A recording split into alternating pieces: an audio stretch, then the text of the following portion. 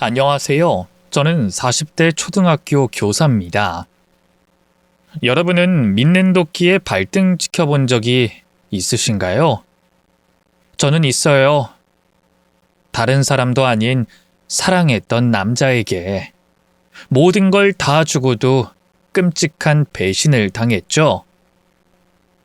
가르치던 학생 한 명의 용기가 없었다면 아마 발등이 잘리는 순간까지도 그 사람이 배신한 걸 몰랐을 텐데요. 그동안 제 얼굴에 침 뱉기라고 생각해서 친구들에게도 말을 아꼈던 일이지만 익명의 힘을 빌어 이곳에라도 털어놔 볼까 합니다. 비록 글솜씨는 없지만 잘 부탁드려요. 저는 사업하시는 아버지 덕분에 제법 윤택한 가정에서 자랐어요. 위로 둘 있는 오빠들은 어릴 때부터 공부머리가 남달라서 지금은 각각 의사와 회계사로 일하고 있는데요. 저는 일찌감치 제 분수를 알았기에 교대에 진학해 초등학교 선생님이 됐어요. 지금이야 기피 직업 중 하나지만 저 때만 해도 공부 좀 한다는 여자애들은 교대를 많이 갔어요. 교사가 1등 신부감 소리를 듣던 시절이었거든요. 아니나 다를까 교사가 되자마자 여기저기서 맞선 제의가 물밀듯이 밀려들었어요. 당시 아이들 가르치는 재미에 푹 빠져있던 저는 결혼 생각이 없었지만 가부장적이던 아버지는 억지로 주말마다 남자들과 선을 보게 했죠. 다들 어찌나 조건들이 좋던지 직업도 의사, 변호사, 회계사, 사업가 찬란하기 그지없었고요. 오빠 친구들부터 시작해서 아버지 지인분들의 아들까지 인맥을 총동원해 참 많은 남자들을 만났던 것 같아요.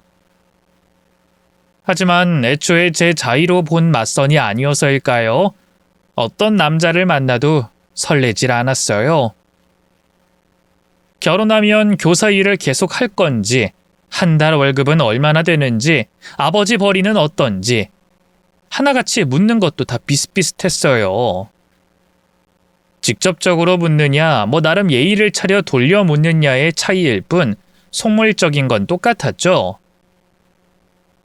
결국 석 달쯤 지나 아버지에게 더는 맞선을 보지 않겠다고 선언하기도 했는데요. 한 번도 자식에게 져준 적이 없던 아버지는 그럴 거면 집에서 나가라고 강수를 두셨네요. 욱한 마음에 정말 독립할까 고민도 했는데요. 일하던 학교 근처 집값을 알아보고는 바로 포기했어요. 갓 부임한 신규 교사 월급으로는 반지하방 아니면 옥탑방 정도 구하는 게 고작이겠더군요. 결국 다시 아버지의 강압에 못 이겨 주말마다 맞선을 나가는 수밖에 없었죠. 그날도 그랬어요. 호텔 커피숍에서 변호사인지 검사인지 하는 남자와 맞선을 봤는데요. 상대방은 머리에 숱도 별로 없고 키도 작아서 이성으로는 도무지 느껴지지 않는 외모였어요.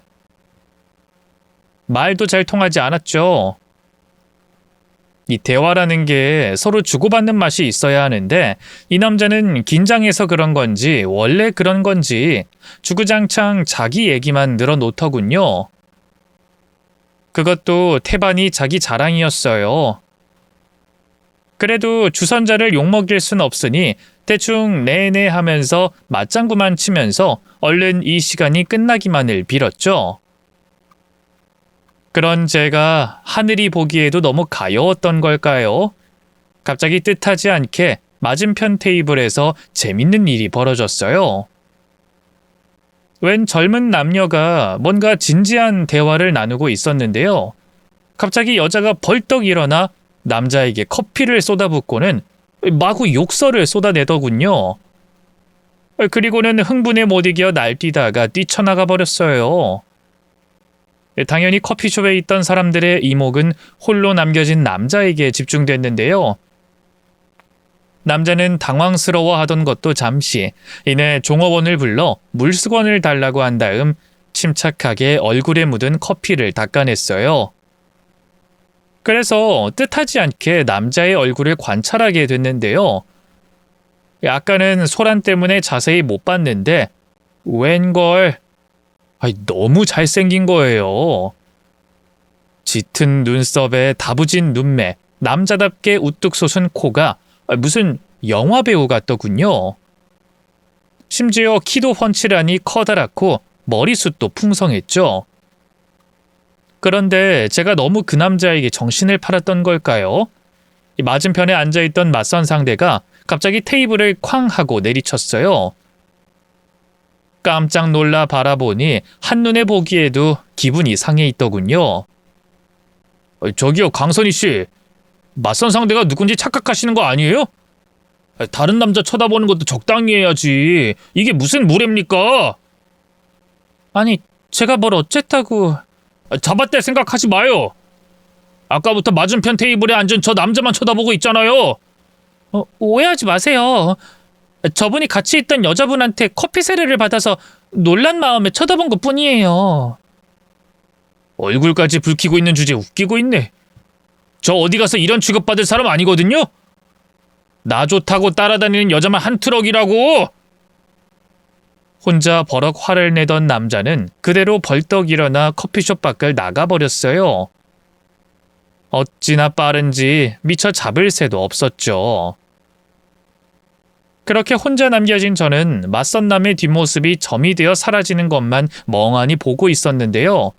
갑자기 뒤쪽에서 누군가 제게 말을 걸더군요. 저기 괜찮으세요? 괜히 저 때문에 맞선 망치신 것 같은데. 고개를 돌려보니 맞은편 테이블에 있던 그 남자가 어느새 다가와 있었어요. 맞선 남 목소리가 너무 커서 저희 대화를 다 들은 것 같더군요.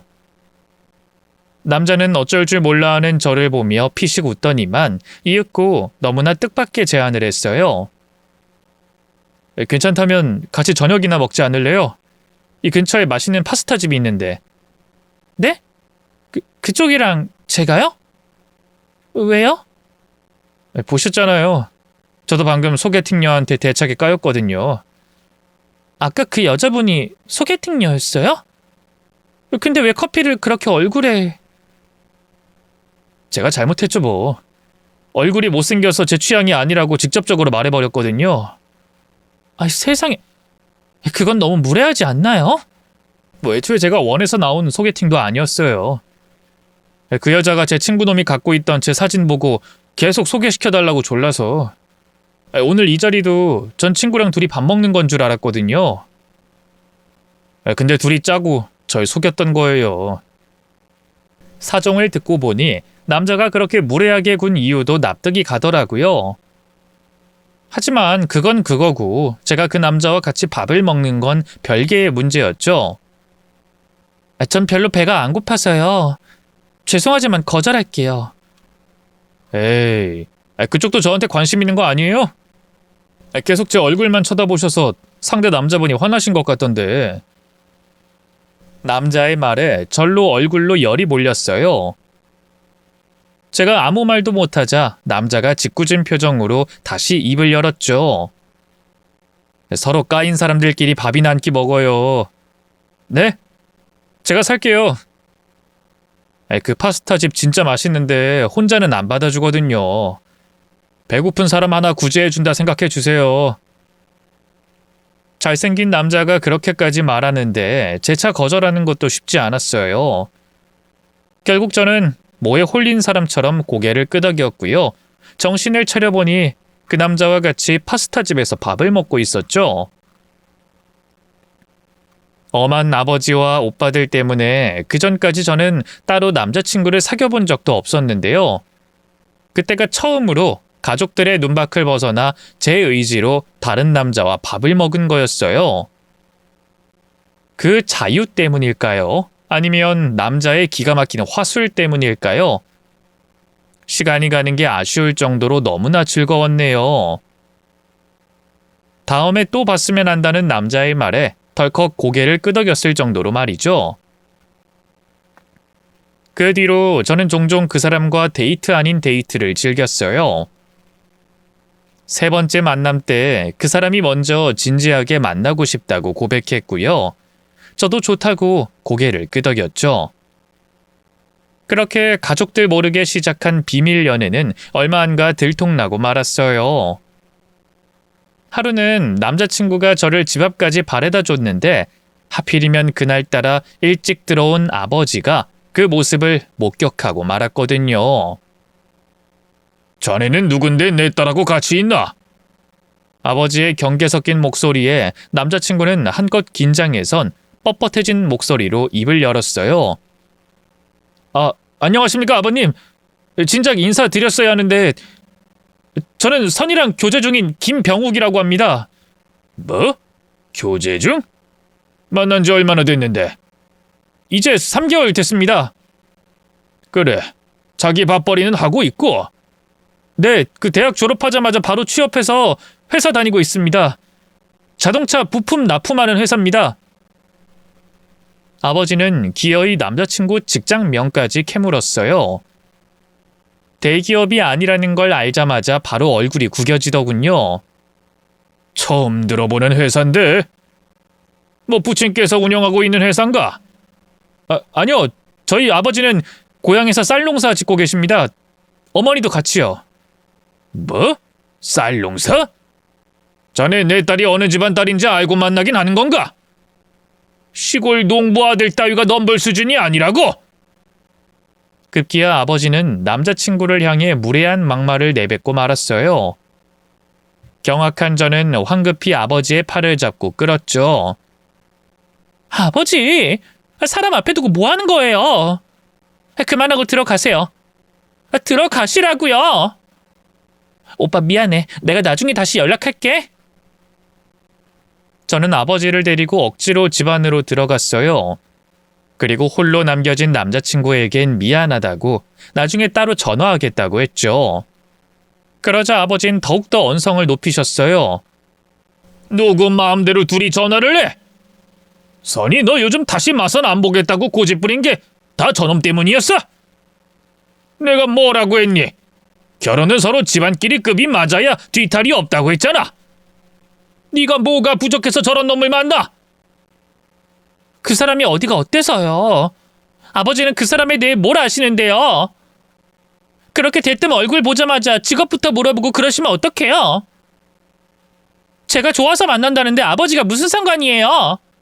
뭐? 무슨 상관? 너 지금 그게 애비한테 할 말이야? 너랑 네 엄마가 너를 어떻게 키웠는데? 하나뿐인 딸이라고 얼마나 애지중지 키웠어?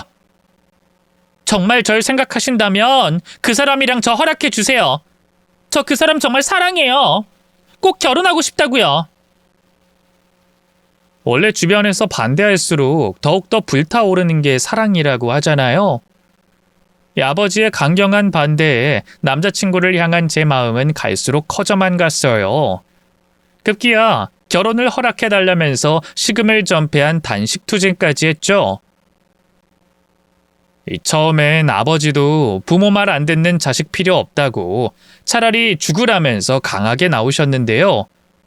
제가 일주일을 내리 굶은 끝에 응급실로 실려가자 결국 져주실 수밖에 없었어요.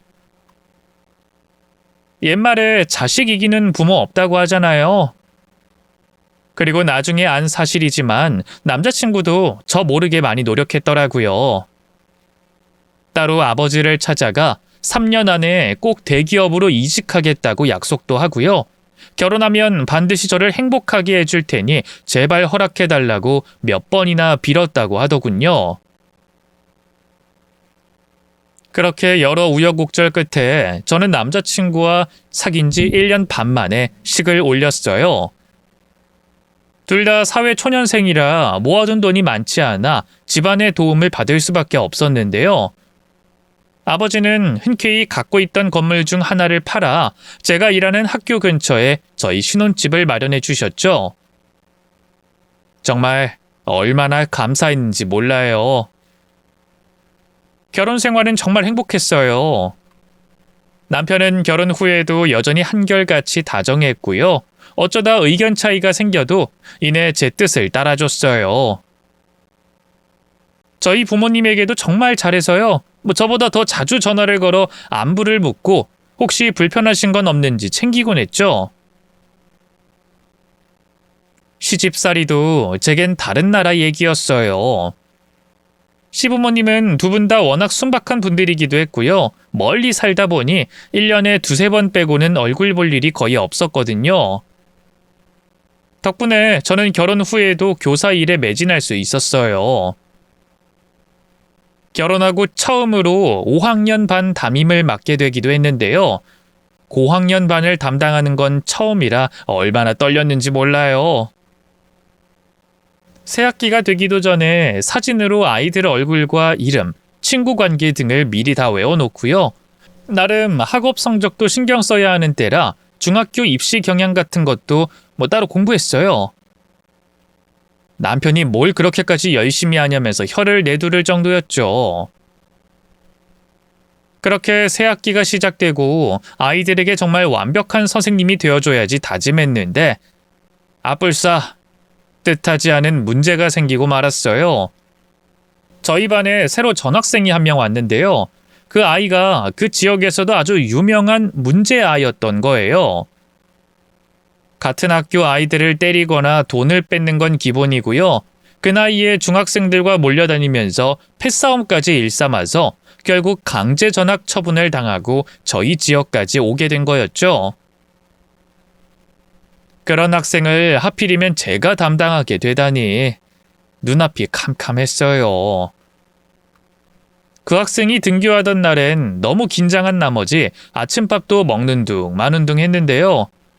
막상 그 학생이 자기 엄마와 함께 교무실에 도착하자 얼마나 놀랐는지 몰라요.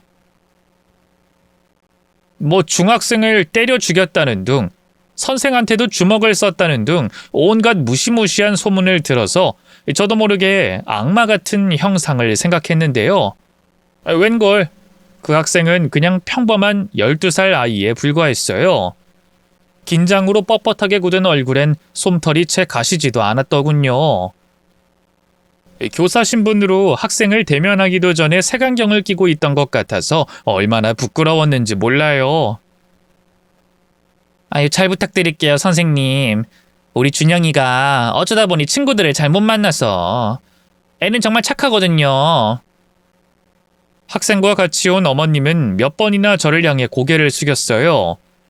저도 덩달아 몇 번이고 고개를 숙이고 어머님과 인사를 나눴죠.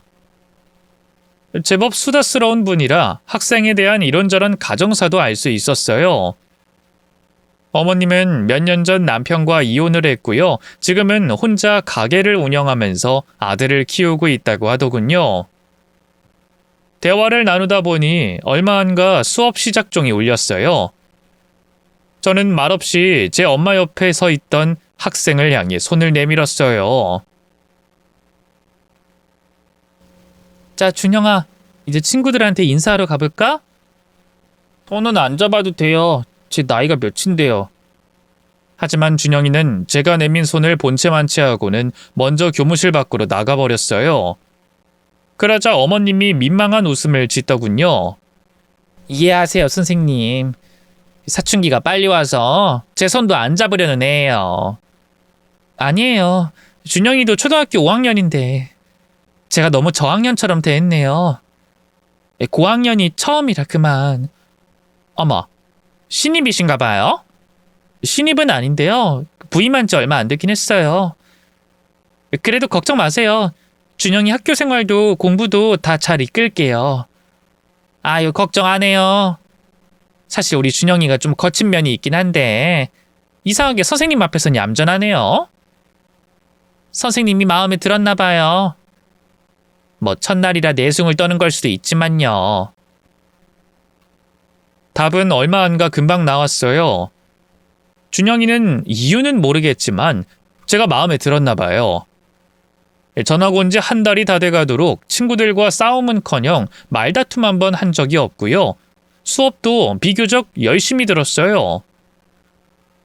준영이가 무슨 사고를 칠까 예의주시하고 있던 교장 교감 선생님도 이내 마음을 내려놓으셨죠. 그러던 어느 날이었어요.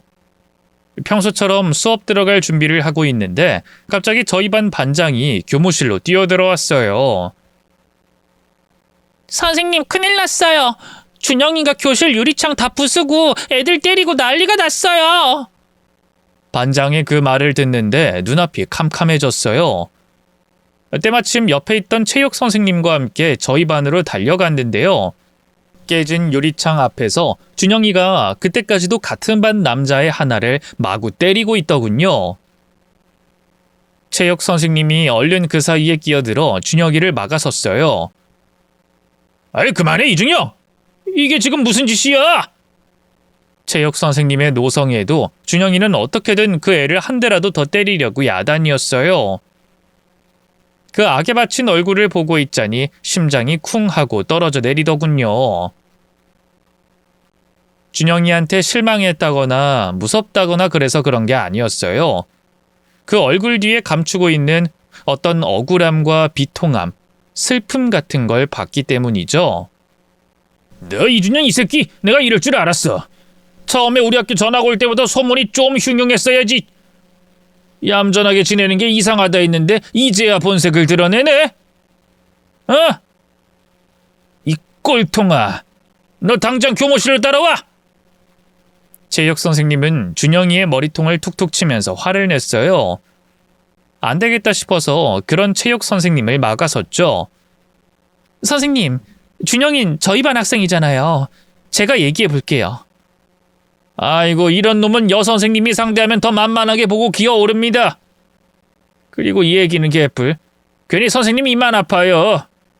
그냥 제가 매로 다스려서 단단히 정신 차리게 할게요. 지금이야 체벌은커녕 아이들에게 훈계도 못하는 시대지만 그때만 해도 학생들이 선생님한테 손바닥이나 엉덩이 맞는 일이 비일비재했어요. 하지만 저는 전후 사정도 모른 채 준영이를 무조건 혼내고 싶진 않았죠. 그래서 체육 선생님에게 재차 입을 열었네요. 아니에요. 준영인 제 학생이에요. 아직 왜 그랬는지 이유도 듣지 못했는데 그럴 순 없어요. 제 단호한 어조에 체육 선생님은 그제야 교무실로 돌아갔고요. 준영이는 조금 놀란 표정으로 저를 바라보기만 했어요. 그런 준영이를 데리고 교무실 옆에 붙은 상담실로 향했죠. 상담실로 들어가 따뜻한 코코아 한 잔을 타주니 준영이가 먼저 묻지도 않았는데 입을 열기 시작했어요. 걔네들이 먼저 저를 놀렸어요. 저희 엄마 술집 장사한다고 더럽다고. 그래서 저희 아빠도 도망간 거라고요. 걔네들이 먼저 말로 선빵을 날려서 저도 때려준 것뿐이에요. 몰랐는데 준영이 어머님이 한다는 가게란 다름 아닌 술집이었어요. 그 사실을 알게 된 남자애들 몇이 준영이를 놀린 모양이더군요. 저는 준영이의 떨리는 손을 잡고 말했어요. 다른 애들이 어머님을 모욕하는데 참지 않고 맞선 건 잘했어. 하지만 그렇다고 해서 폭력을 쓰는 건 안 돼. 당장은 네가 이긴 것 같지만 결국 네가 지는 꼴이야. 사람들은 눈에 보이는 폭력을 더 나쁘다고 생각하거든. 그럼 어떡해요? 그 자식들이 저희 엄마를 욕해도 가만히 있어야 해요? 그러지 말라고 해야지. 근데도 계속 그러면 선생님한테 얘기해. 그땐 선생님이 나서서 걔들 혼내줄 테니까. 그건 싫어요. 치사하게 이러는 것 같잖아요. 그게 왜 이러는 거니? 그런 일을 하라고 있는 게 담임 선생님인 건데. 그리고 걔들이 먼저 어머님에 대해 나쁘게 말하면서 치사하게 굴었잖아. 제 말에 준영이가 두 눈을 동그랗게 떴어요. 그럼 선생님은 제가 나쁘다고 생각하지 않는 거예요? 폭력으로 대응한 건 나빴다고 생각해. 그럼 제가 그 애들을 안 때렸으면요? 그럼 나쁘지 않지. 준영이 앞에서 준영이 어머님을 나쁘게 말한 그 애들이 더 나쁘지. 누구누구가 그랬니? 선생님한테 다 말해봐. 혼내줄 테니까. 제 말에 준영이가 처음으로 피식 미소를 지어 보였어요. 그렇게 말해준 선생님은 처음이에요. 다들 당연히 제가 나쁘고 잘못해서 때린 거라고 생각했는데 선생님은 그렇게 생각 안 해. 걱정하지 마, 준영아. 그 뒤로 저는 준영이에게 다른 아이들을 때린 것에 대한 반성문을 쓰게 했어요. 그리고 준영이를 놀린 친구들도 불러 모아서 야단치고 마찬가지로 반성문을 쓰게 했죠. 다행히 사건은 원만하게 일단락됐고요. 준영이는 그날을 기점으로 부쩍 더 저를 잘 따르게 됐죠. 제가 무거운 걸 들고 가면 본인이 들어주겠다면서 쪼르르 쫓아오기도 하고요. 교무실에 괜히 들락날락하면서 틀린 시험 문제를 물어보기도 하면서요. 5학년이면 사실 아직 애잖아요. 그 모습이 얼마나 귀여웠는지 몰라요. 남편에게도 얘기했더니 그놈 얼굴 한번 보고 싶다면서 관심을 보이더군요. 평생 만날 일이 있을까 싶었는데요. 웬걸 뜻하지 않은 기회로 준영이와 남편이 만날 일이 생겼어요. 바로 지역 명산으로 수학여행을 가기로 한 날이었는데요. 아침에 학교에 모여서 다 같이 출발하기로 했는데 아무리 기다려도 준영이가 오질 않는 거예요. 어머님도 도통 전화를 받지 않더군요. 결국 다른 아이들만 데리고 먼저 출발을 했는데요. 뒤늦게 어머님한테 연락이 왔어요. 핸드폰 배터리가 다 된 걸 몰라서 알람을 못 들었다고 하더군요. 어떡하죠, 선생님? 준영이가 정말 기대했던 여행이라 꼭 보내주고 싶은데. 버스는 이미 다 출발한 거죠? 네, 지금 여기가 땡땡도로 근처인데 오실 수 있겠어요?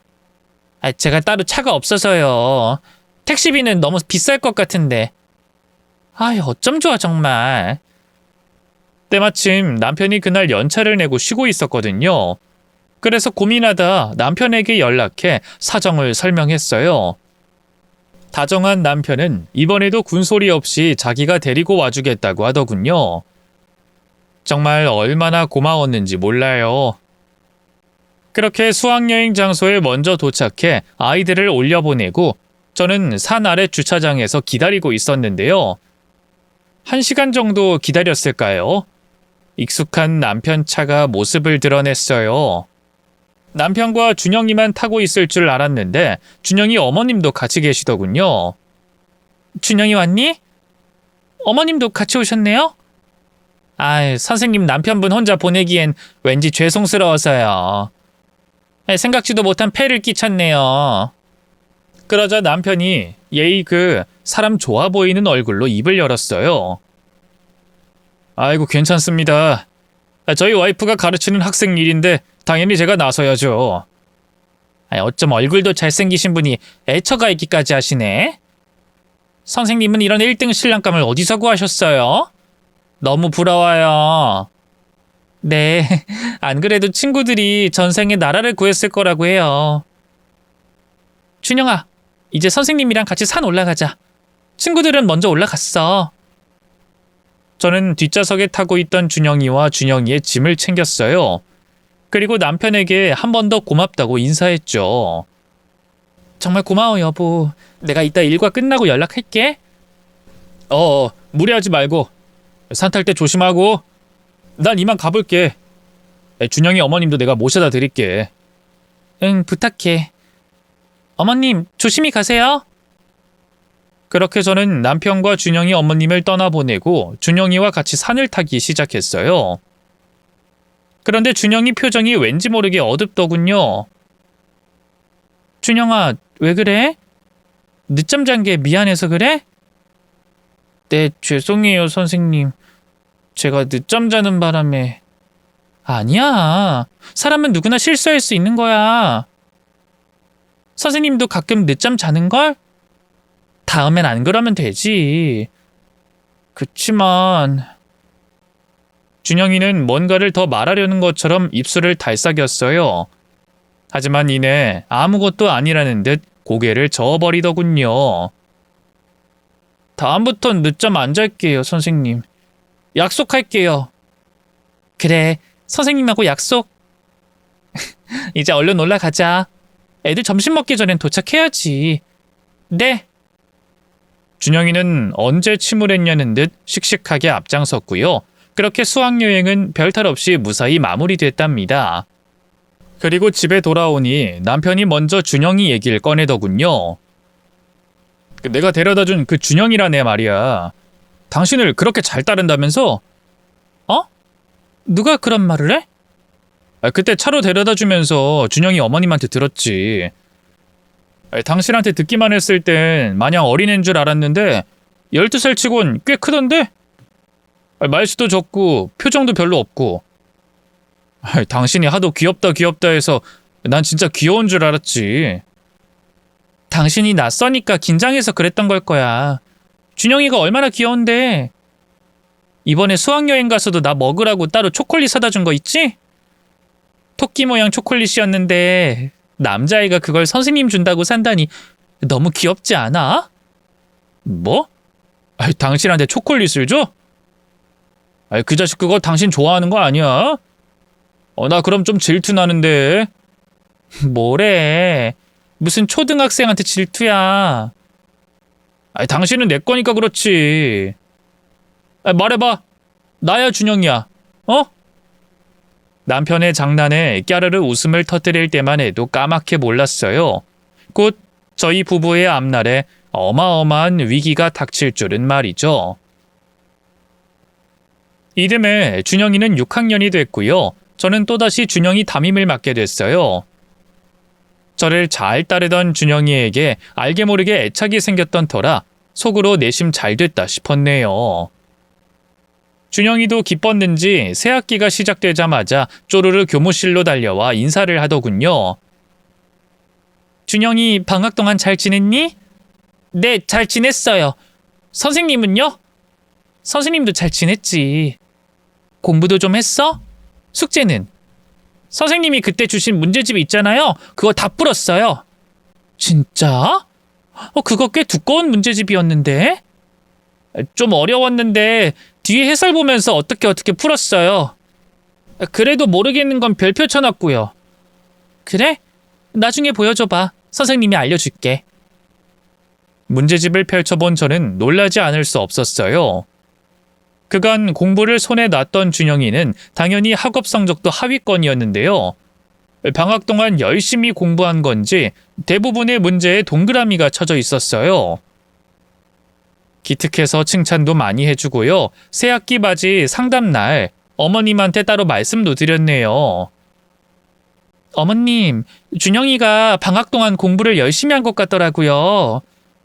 6학년 때 성적은 조금 기대해봐도 되겠어요. 어머, 그래요? 전 일하느라 바빠 몰랐는데.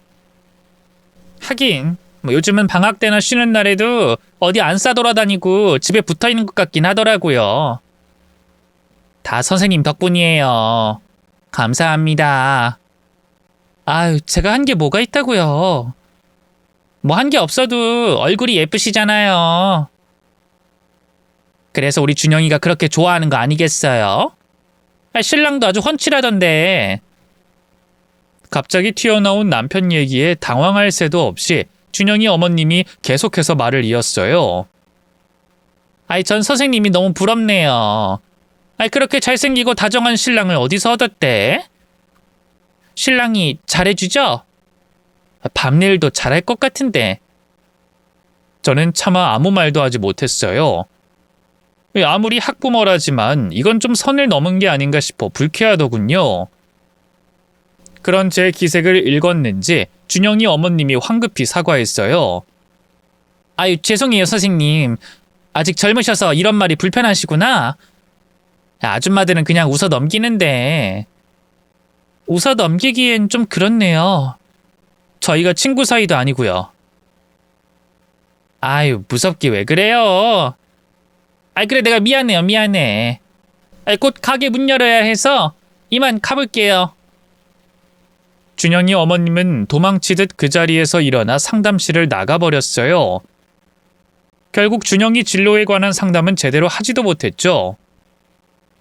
나중에 따로 다시 나를 잡아서 추가 상담을 하려고 했지만 그것도 여의치가 않았어요.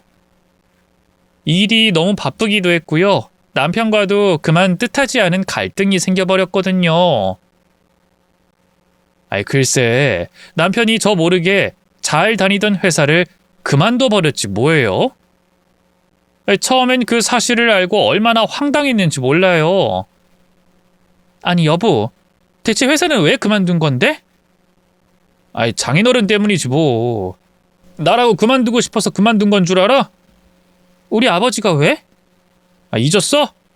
장인어른 결혼 전부터 나 보잘것없는 회사 다닌다고 무시했던 거. 그래서 꼭 대기업 이직하겠다고 약조까지 드렸었잖아. 이제 슬슬 준비해야지.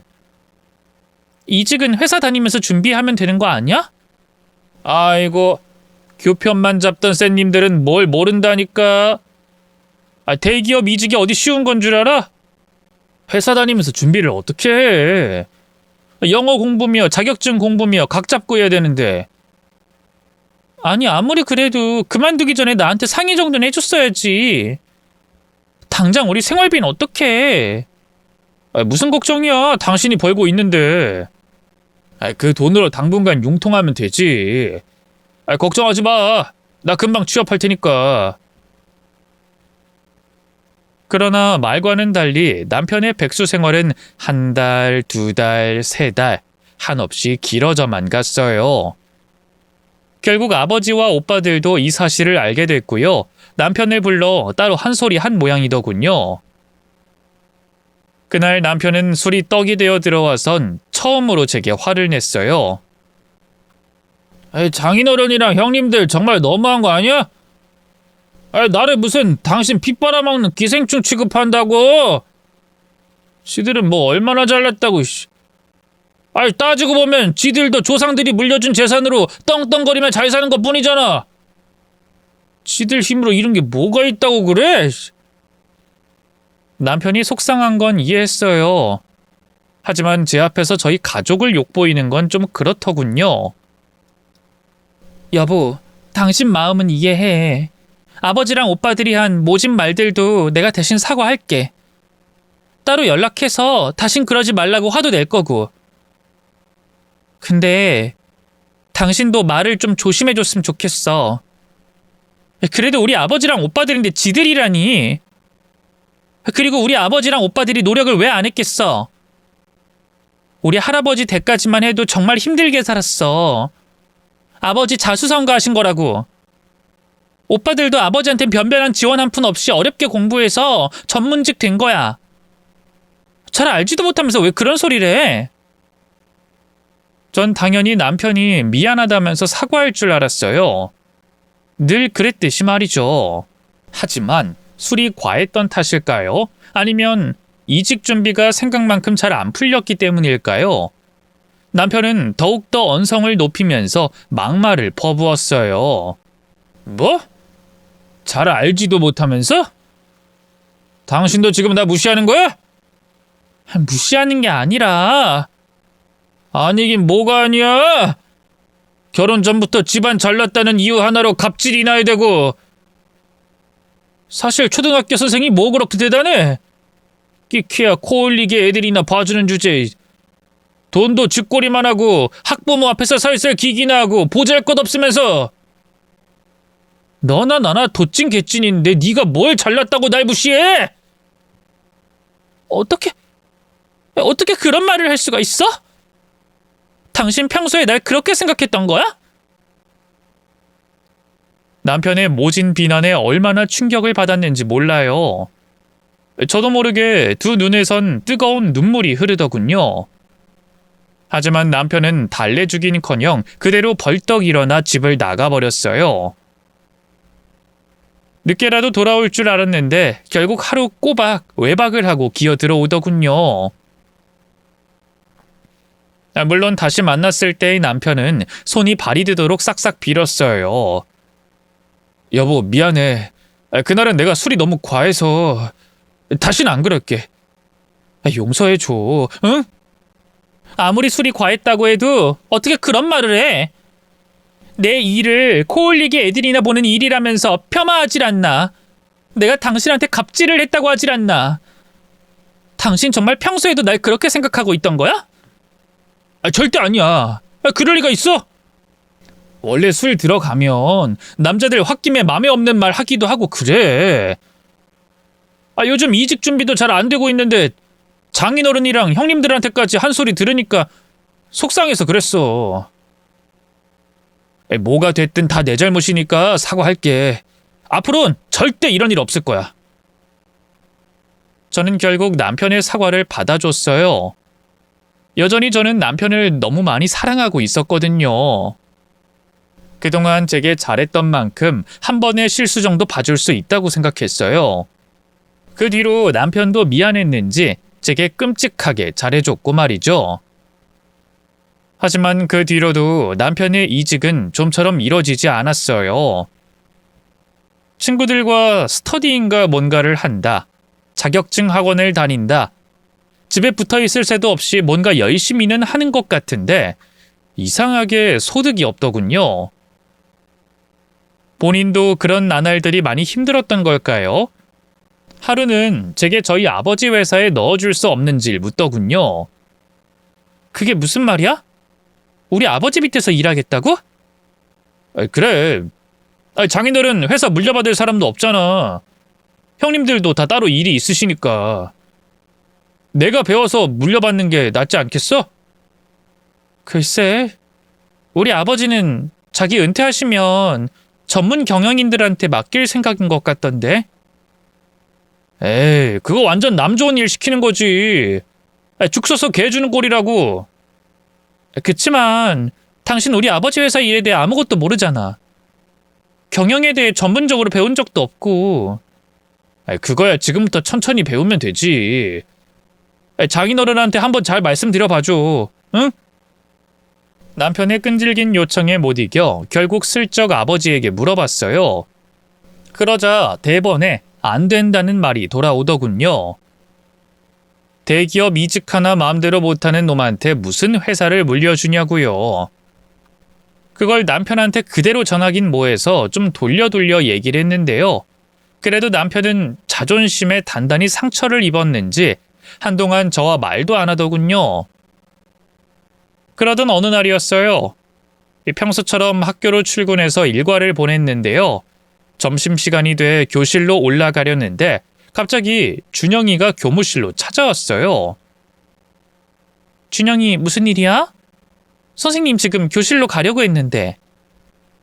저기 선생님, 저 드릴 말씀이 있는데. 근데 준영이 태도가 좀 이상했어요. 얼굴이 하얗게 질려선 딱딱하게 굳어 있고요. 어깨도 가늘게 떨리고 있더군요. 직감적으로 뭔가 있다 싶더라고요. 무슨 말인데? 상담실 가서 얘기할까? 준영이는 바로 고개를 끄덕였고요. 저는 준영이를 데리고 상담실로 들어갔어요. 자, 이제 얘기해봐. 무슨 할 말이야? 주변에 아무도 없는데도 준영이는 한껏 겁을 집어먹고 주변을 둘러봤어요. 그리고 까치발을 하고는 제 귓가에 조심스럽게 속삭이더군요.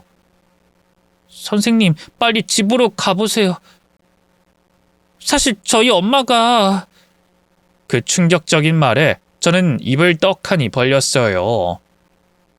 제가 제대로 들은 건지 의심이 될 정도였죠. 준영아, 지금 그게 무슨 말이야?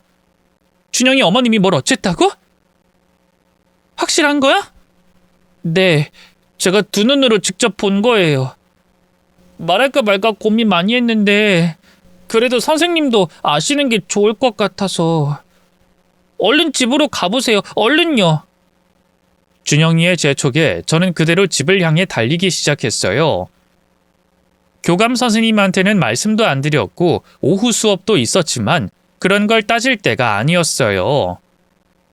준영이한테 들은 경악스러운 말이 사실인지 확인해야 했죠. 집에 도착하니 현관문이 굳게 닫혀 있었어요. 고민하다 조심스럽게 열쇠를 열고 안으로 들어갔죠. 바로 현관 앞에 놓인 새빨간 구두 한 켤레가 눈에 들어오더군요. 제 구두가 아니었죠. 그것만으로도 심장이 부서지는 기분이었지만 애써 꾹 참고 집 안으로 들어섰어요. 반쯤 열린 안방 문틈으로 짐승만도 못한 연놈들의 목소리가 새어나오더군요. 살금살금 다가가 안을 들여다보니 남편이 웬 젊은 여자 한 명과 진한 스킨십을 나누고 있었는데요. 맞아요. 바로 준영이 엄마였어요. 오빠, 우리 언제까지 이렇게 몰래 만나야 돼? 이혼한다며 언제 이혼할 건데? 조금만 기다려. 내가 말했잖아. 우리 와이프 처가 재산이 얼마나 어마어마한지 그거 조금이라도 먹어야 할 거 아니야. 그걸 어느 세월에 기다려. 그냥 이혼하면 안 돼? 그렇게는 안 되지. 내가 그동안 그년 비위 맞추느라 얼마나 힘들었는데. 그 영감탱이 회사를 내가 물려받든가 그 영감탱이가 빨리 뒤져서 유산을 주든가 둘 중 하나는 얼른 돼야 할 텐데. 짜증내. 우리 와이프녀는 지가 잘나서 내가 다 져주는 줄 알 거야. 부모 잘 만나서 그런 줄은 모르고. 요즘 잘난 척할 때마다 확 패버리고 싶다니까. 그 마음 이해해. 얼마 전에 준영이 때문에 상담 갔을 때 말이야. 내가 농담 좀 했다고 아주 정색하고 찌려보는 거 있지? 지가 교사지 공주야? 기가 막혀 정말. 빨리 오빠가 그년이랑 이혼하고 나랑 만나는 거 보여주고 싶은데. 그년 얼굴 얼마나 볼만할까? 응? 넌 왜 이렇게 그년한테 라이벌 의식을 느끼냐? 네가 우리 집 안방에서 굳이 데이트하고 싶다고 해서 여기까지 오긴 왔는데 이거 너무 간 쫄리는 짓이야. 다음부터 이러지 말자. 알겠어. 그래도 오늘 내 부탁 들어줘서 고마워 오빠. 짐승만도 못한 두 년놈의 대화를 듣는데 분노로 온몸이 덜덜 떨렸어요. 그 와중에 증거는 남겨야겠다 싶어서 둘의 모습을 일단 핸드폰 카메라에 담고요. 바로 문을 열고 안으로 뛰쳐들어갔죠. 너네 지금 뭐 하는 거야? 미쳤어? 제 악에 바친 고함에 남편과 상간녀의 두 눈이 휘둥그레해졌어요. 특히 남편은 귀신이라도 본 사람처럼 하얗게 질리더군요. 당신이 지금 이 시간은 어떻게... 학교는 어떻게 하고 온 거야? 지금 그게 중요해? 대체 언제부터야? 언제부터 전현이랑 붙어먹은 거냐고? 아니야 여보, 오해야. 내가 다 설명할 테니까 일단 침착해봐. 흥분하지 말고, 응? 뭐? 오해? 도대체 내가 무슨 오해를 해야 이 상황이 설명되는데? 긴 말할 거 없고 내 집에서 나가. 알지? 이 집도 우리 아버지가 사준 집인 거. 전현 데리고 당장 나가! 꼴도 보기 싫으니까! 이혼은 당연하고 둘 다 간통죄로 고소할 거니까 만반의 준비를 해둬야 할 거야. 그때만 해도 아직 법이 바뀌기 전이라 간통죄가 살아있을 때였거든요. 남편은 사색이 돼서 제 앞에 무릎을 꿇었어요. 여보, 그게 무슨 말이야? 간통이라니. 나 이 여자랑 아무 사이도 아니야. 인연이 먼저 꼬셔가지고 한번 넘어간 것 뿐이라고. 근데 그 뒤로 인연이 계속 달라붙어서 당신한테 전부 다 말하겠다고 해서 어쩔 수 없이 계속 만난 거야. 알잖아, 내가 사랑하는 건 당신뿐인 거. 남편의 황당한 변명에 침대에 있던 상간녀의 얼굴이 새빨갛게 달아올랐어요. 오빠 미쳤어? 날 사랑한다며. 마누라는 이제 지긋지긋하고 꼴도 보기 싫다며. 이혼하고 나한테 온다고 했잖아. 준영이도 다 책임져 주겠다고 했잖아. 닥쳐 이씨. 내가 언제 그랬어. 웃기네. 오빠도 다른 남자들하고 똑같아. 술집 하는 애 딸린 이혼녀보단 부잣집 딸의 선생인 본처가 좋다 이거지? 난 그것도 모르고 오빠한테 내 몸도 주고 마음도 주고 다 줬는데 어떻게 오빠가 나한테 이럴 수 있어? 어떻게 이럴 수 있냐고? 내가 이대로 가만히 있을 줄 알아? 오빠 처갓집에 다 말하고 전현 학교에도 다 소문낼 거야. 둘이 아주 고개를 못 들고 다니게 할 거라고. 야, 너 제정신이야? 그런 짓 하면 너도 나도 다 끝장이야. 오빠가 지금 날 버리려고 하는데 내가 무서울 게 뭐가 있겠어? 배신자, 쓰레기, 이 나쁜 새끼. 급기야 상간녀는 남편에게 달려들어 머리끄댕이를 잡았어요. 남편은 깜짝 놀라 비명을 지르기 시작했죠. 여보 나 좀 살려줘. 인연 이거 미쳤나봐. 이러다 나 죽을지도 몰라. 남편은 제게 손을 뻗으며 애원했어요. 하지만 제가 미쳤다고 바람난 남편 놈을 구해주나요? 그 둘이 싸우는 꼴을 보고 있자니 너무 한심하고 더러워서 더는 엮이고 싶지도 않더군요. 됐고, 둘 다 얼른 나가기나 해. 싸우든 말든 내 집에서 나가서 둘이 알아서 하라고. 안 나가면 지금 바로 경찰 부를 거야. 저는 그 자리에서 바로 경찰을 불렀어요. 둘 다 안 나가려고 뻗대다가 결국 경찰 신고로 쫓겨나다시피 그 집을 떠났죠.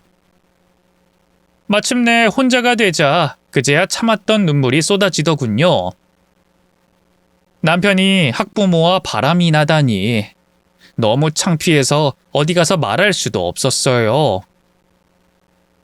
그렇게 얼마나 울었을까요? 문득 준영이 생각이 났어요. 애는 생각도 안 하고 담임교사 남편이랑 바람이나 피는 여잔데 지금 준영이가 혼자 있을 것 같다는 생각이 들더군요. 고민하다 비상망에 있던 준영이네 집으로 전화를 걸었어요. 아니나 다를까 준영이 혼자 있다고 하더군요. 바로 택시를 타고 달려가 준영이를 태우고 집에 돌아왔네요. 그때까지 아무것도 안 먹었다고 해서 급하게 짜장면도 한 그릇 시켜줬죠. 다 먹고 나니 준영이가 새삼 제 눈치를 보더라고요.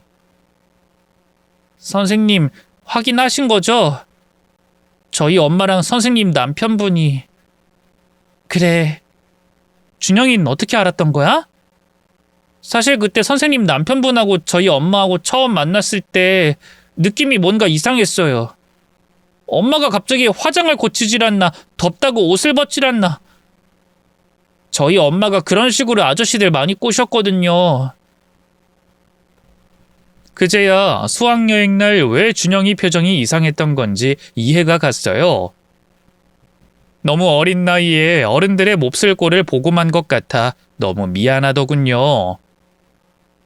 그래서 설마 했는데 엄마가 언젠가부터 자꾸만 집에 늦게 들어오고 계속 다른 남자랑 연락하고 그러더라고요. 그래서 몰래 핸드폰을 봤는데 문자로 막 선생님 얘기를 했어요. 그래서 선생님 남편인 걸 알았고요. 오늘도 문자 보니까 선생님 집에 가려는 것 같아서 그건 정말 아닌 것 같아서 선생님한테 말씀드린 거예요. 그랬구나. 고마워, 준영아. 준영이가 용기 내준 덕분에 선생님이 그 두 사람이 나쁜 짓 하는 걸 알게 됐어. 저는 준영이를 끌어안고 토닥여줬어요. 그러자 준영이도 그간 마음고생이 많았던 건지 울음을 터뜨리더군요. 결코 소리는 내지 않고 숨죽여 우는데 그 모습이 너무 가슴이 아팠네요. 다음 날 저는 준영이를 데리고 평소처럼 학교로 출근했어요.